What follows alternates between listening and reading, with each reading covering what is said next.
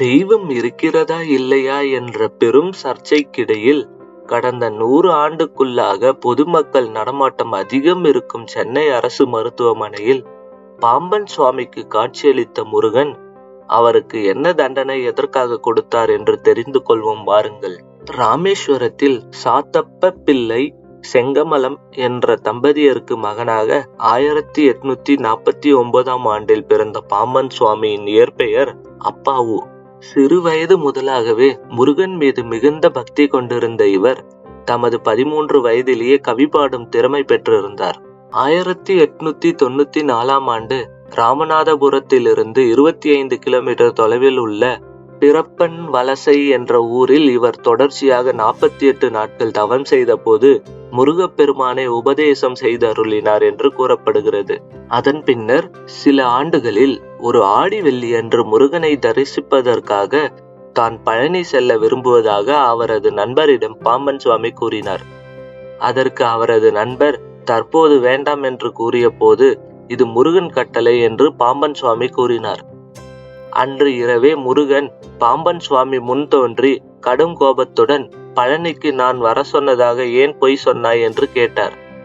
ஆத்ம பலம் பெறுவதற்காக நான் பழனி வர விரும்பி அவ்வாறு கூறினேன் என்று பாம்பன் சுவாமி தெரிவித்தார்.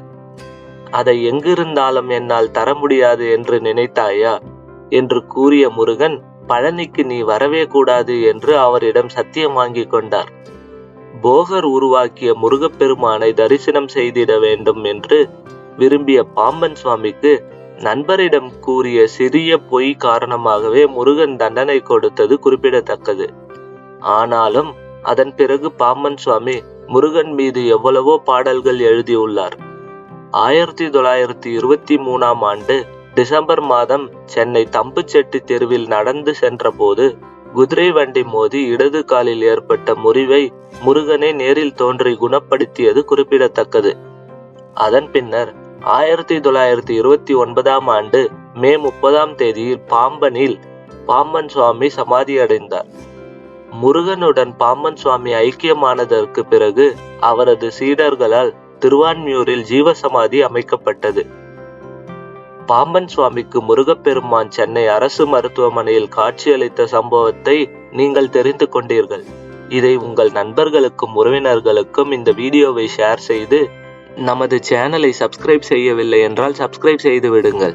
அருகே இருக்கும் பெல் பட்டனை பிரஸ் செய்து ஆல் என்ற ஆப்ஷனை செலக்ட் செய்து கொள்ளுங்கள். இது போன்ற தகவல்கள் உண்மைகள் உங்களை வந்து சேரும்.